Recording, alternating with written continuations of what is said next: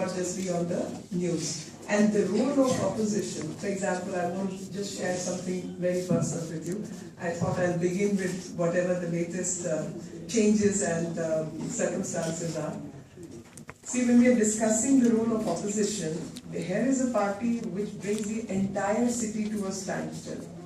On occasions like 26th January, the young girl who was emceeing the program, she talked about Marx and Lenin and so on and so forth.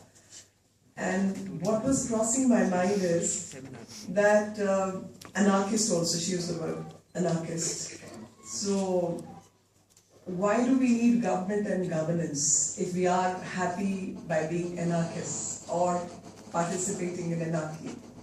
We need governments because anarchy is not the right mode to live life. We need police because a society cannot function without the policing system. We need army because there are elements which cross over from the other borders who are against your culture and who are against your democracy. So we need these systems. We can't live in an anarchy. Anarchy is against government. And being against government on idea, on philosophy, on certain things is different from being an anarchist. And when we are discussing the role of opposition, quite clearly the role of opposition is part of a system which we have devised. We have devised that for any government to function well in a democratic manner, it needs to have checks. And the checks can come only by having a strong opposition. So there is a view and there is a contrarian view which needs to be transmitted and transferred to public at large. And when it needs to be transferred and transmitted to public at large, we need a system to function in. Now, constantly the role of opposition has been questioned in recent past, especially the term which is UPA 2, by the media. Constantly, you've not allowed parliament to function, you've not done this, you've not done that.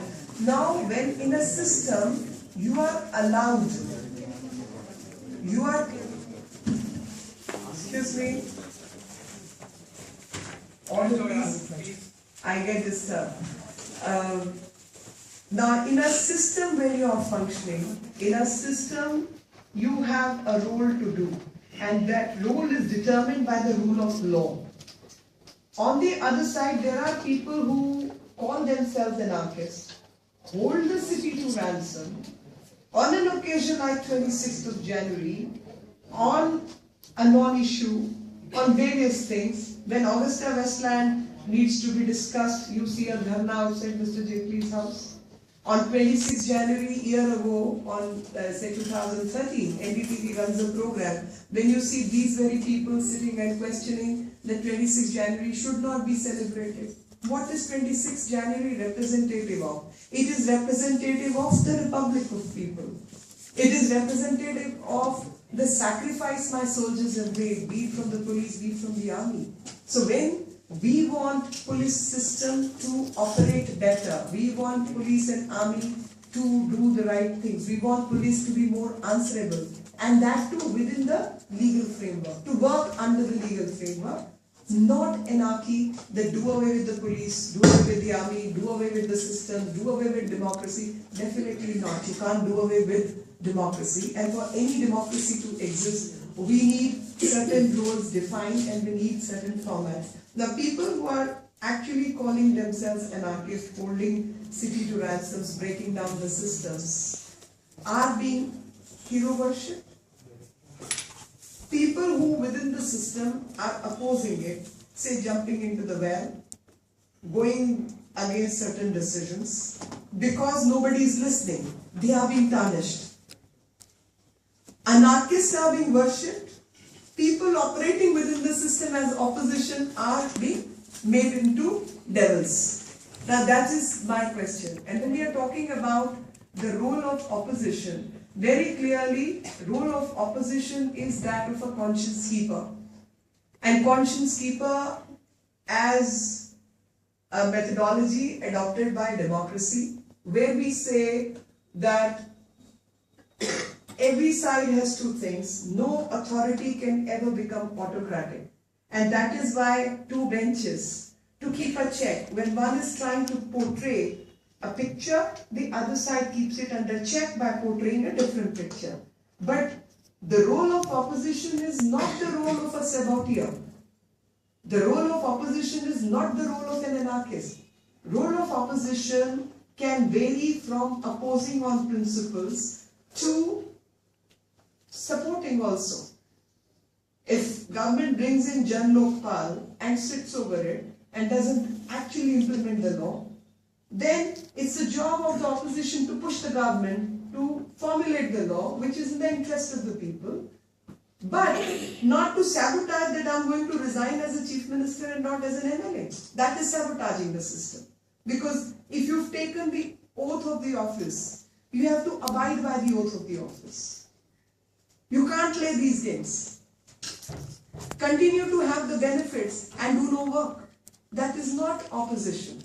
And that is neither part of the governance. Opposition is a well recognized principle where under the principle you are going to take a moral stand on a particular issue which benefits the people.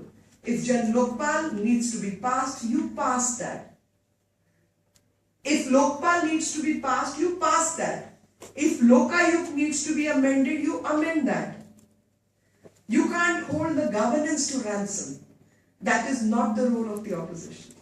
The role of the opposition is, if food security is needed by the people, support it. At least let something get out of the government's hand and let people get it.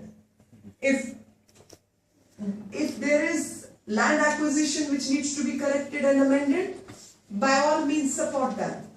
But if government is not going to answer on issues like coal scam, if government is not going to authorize investigation on 2G spectrum, when government is not going to answer on Augusta West land, it is the role of opposition to bring these issues to the forefront in the parliament. But if in the parliament you are not allowed to speak within 2 minutes, you are interrupted 60 times.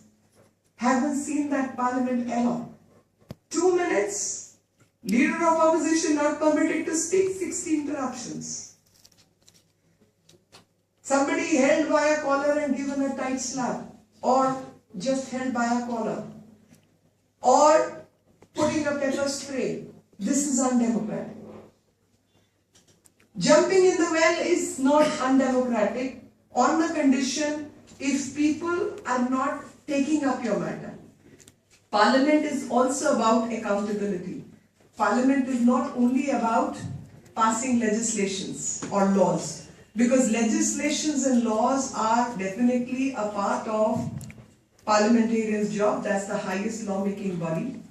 That is also the body which somewhere decides the polity of the whole nation, whether it's foreign policy, whether it's economic policy, whether it's, and I'm saying it's the policy of the country. It's not the policy of the government A or B or C.